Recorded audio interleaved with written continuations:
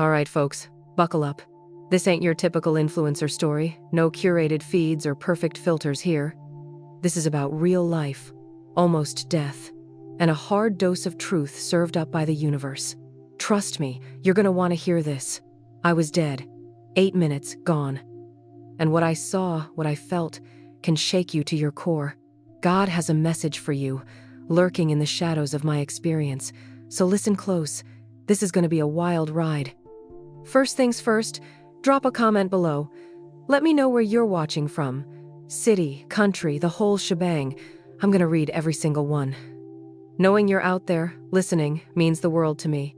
It means this nightmare, this revelation, isn't for nothing. Okay, let's rewind. My name is Olivia. Was Olivia, I guess. Now, I'm something different. 29 years old. Living the dream, right? Beautiful apartment overlooking LA, designer clothes, a gazillion followers on Instagram. Social media influencer. Sounds glamorous, doesn't it? Brands throwing money at me to promote their stuff, free trips, VIP access to everything. I was living the image of a dream, but underneath the perfectly applied makeup and the flattering filters, a gaping hole, a black abyss of anxiety, loneliness, and a gnawing feeling that I was a total fraud. I chased likes like a junkie chases their next fix. Every notification, every heart, every comment was validation, but it never lasted. It was a fleeting high followed by the crushing weight of emptiness. My career was me. There wasn't Olivia the person, just Olivia the brand. My relationships were transactional, based on mutual benefit and boosting each other's profiles. Genuine connection? Forget about it. I'd convinced myself that this was just how things were. That authenticity was a weakness, a liability in the cutthroat world of social media. I remember one night staring at myself in the mirror. Not the posed, filtered version I presented to the world, but the real me. My eyes were red and puffy from crying, my skin pale and blotchy. I looked sad, pathetic. I whispered to myself, "Is this it, Olivia? Is this all you're going to be?" A hollow shell filled with fleeting validation. The answer that echoed in my soul was a deafening yes. I believed in nothing. God, spirituality, that was for the old and the desperate. My religion was followers, my faith was in the algorithm. I truly believed that happiness could be bought and that self-worth was directly proportional to the number of likes I received.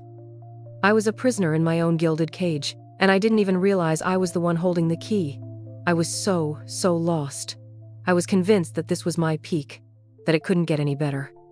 How wrong I was. Then came the photo shoot, the one that changed everything. A new, edgy swimwear line. The location? A secluded cliff overlooking the Pacific Ocean just north of Malibu. I had that little devil on my shoulder whispering in my ear about how it would be perfect. The lighting, the backdrop, the content. Looking back, I know it was ego. Pure, unadulterated ego. I wanted the perfect shot, the shot that would break the internet, the shot that would make me immortal. In social media terms, I wanted to outdo everyone. I wanted to prove that I was the best. My photographer wanted to set me on a rocky outcrop to showcase the swimwear. It was a stupid idea from the start. The wind was picking up, the waves were crashing against the rocks, and the ground was unstable. But I was blinded by ambition, deaf to the warnings of my own intuition. I stepped onto the outcrop, struck a pose, and the ground gave way. Suddenly I was falling. The world became a blur of blue sky, jagged rocks, and churning water. I remember a scream escaping my lips, a moment of pure terror, then darkness. The next thing I knew, I was floating. Above the rocks, above the waves, above my own body. I saw myself lying there, broken and lifeless, surrounded by frantic photographers and horrified assistants. I felt a strange sense of detachment, as if I was watching a movie of someone else's life. Then came the tunnel. A swirling vortex of light and energy that pulled me in with irresistible force. I was terrified, but also strangely calm. A sense of peace washed over me, a feeling I hadn't experienced in years. It was as if all my anxieties, all my insecurities, all my fears were melting away. I emerged from the tunnel into a space that defied description. It was brighter than anything I had ever seen, but the light didn't hurt my eyes. It was filled with a warmth that penetrated my very soul, a love so pure and unconditional that it brought tears to my eyes. And then I saw them. Beings of light, radiating wisdom and compassion. They didn't have physical bodies, but they were more real, more present than anyone I had ever met. One of them approached me, and I felt an immediate connection, a sense of recognition, as if I had known them forever. I later came to see this entity as my guide. They didn't speak with words, but communicated through thoughts and feelings. They showed me glimpses of my life, but not in a judgmental way. They showed me the moments of joy, the moments of connection, the moments where I had acted with kindness and compassion. They also showed me the moments of selfishness, the moments of manipulation, the moments where I had sacrificed my own integrity for the sake of likes and followers. I saw the truth about myself, stripped bare of all my defenses and illusions. I saw the emptiness that had driven me, the fear that had paralyzed me, the need for validation that had consumed me. It was painful, but it was also liberating. Then my guide showed me something else. They showed me the digital world, the world I had lived in, from a different perspective. I saw the carefully crafted images, the deceptive filters, the endless pursuit of perfection. I saw the loneliness and insecurity that fueled it all, the constant comparison and competition that left everyone feeling inadequate. I saw the truth that no amount of likes or followers could ever fill the void inside. They showed me the true value of human connection, the power of genuine love, the beauty of authenticity, the importance of living a life of purpose and meaning. They showed me that true happiness wasn't found in external validation, but in connection with my own essence and the ability to love and be loved genuinely. Then came the message. The core of the experience, the reason I was brought here. It wasn't a complicated theological doctrine or a set of rules to follow. It was simple, profound, and utterly transformative. You are loved unconditionally. You are worthy, just as you are. Your value is not determined by what you do, but by who you are. Connect with your heart, embrace your authenticity, and live a life of love and service. That was it. That was the message that shattered my reality and rebuilt it from the ground up. I understood, with a certainty that transcended logic, that I had been living a lie. I had been chasing shadows, ignoring the truth that was always within me. I asked about heaven, about hell. The guide smiled gently. Those are not places, Olivia, but states of being. Heaven is the experience of love, connection, and joy. Hell is the experience of separation, fear, and suffering. You create your own heaven and hell with your thoughts, your beliefs, and your actions. I understood that the spiritual world wasn't some distant realm, separate from our everyday lives. It was interwoven with everything we do, influencing our thoughts, our emotions, our choices. The kingdom of God, or heaven as we call it, isn't a place you go after you die, but a state of awareness you can achieve while you live. It's about recognizing the divine spark within yourself and within everyone else. It's about living in alignment with love, compassion, and truth. And then, I was shown things I needed to learn. My guide showed me people I'd hurt, not maliciously, but through neglect, or through the pursuit of my career. I saw the opportunities I'd missed to show genuine kindness. I saw the potential for good that I had squandered in the pursuit of fleeting social media glory. One specific vision hit me hard. I saw my younger sister, Sarah.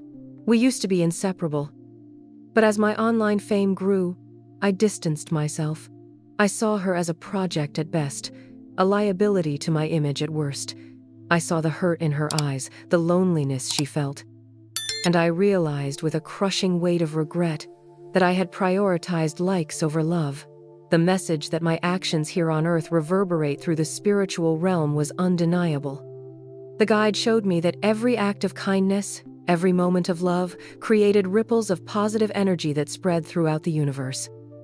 Conversely, every act of selfishness, every moment of anger, created ripples of negative energy that contributed to the collective suffering of humanity. My guide showed me what's coming. It's not a fiery apocalypse, but it's not sunshine and rainbows either. It's a time of profound transformation, a time of reckoning. The old structures are crumbling. The old ways of doing things are no longer working. We are being called to wake up, to evolve, to create a new world based on love, compassion, and sustainability. We need to shed the illusion of separation and recognize our interconnectedness. We need to stop clinging to material possessions and start investing in relationships. We need to prioritize authenticity over image, purpose over profit, love over fear.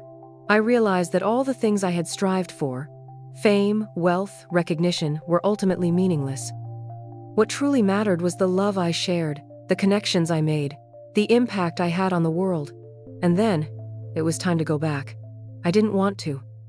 I wanted to stay in this realm of light and love, to bask in the presence of these incredible beings.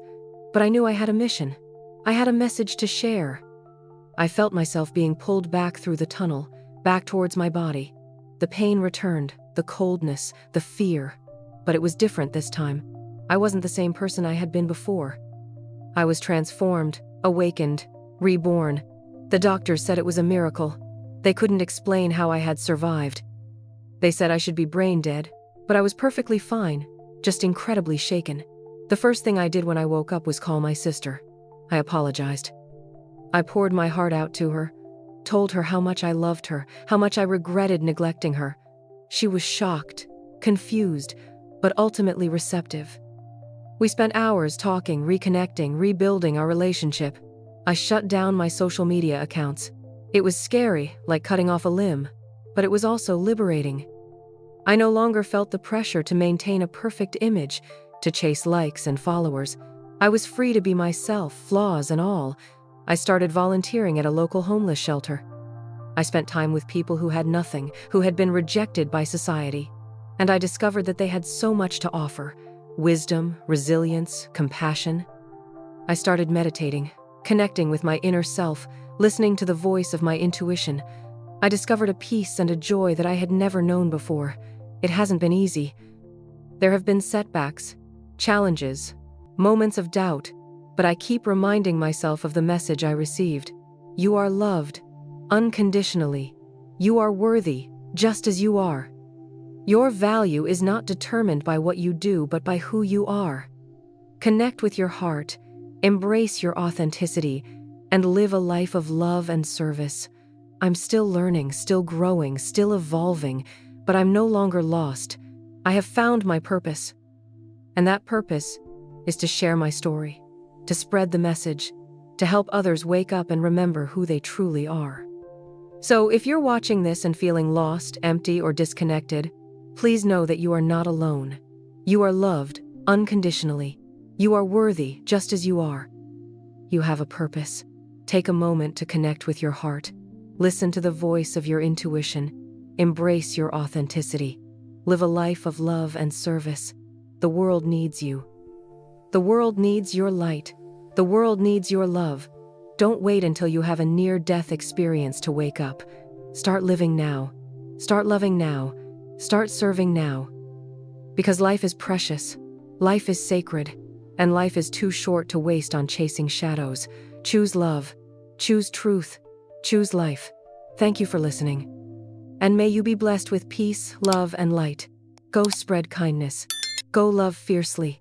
And please truly live.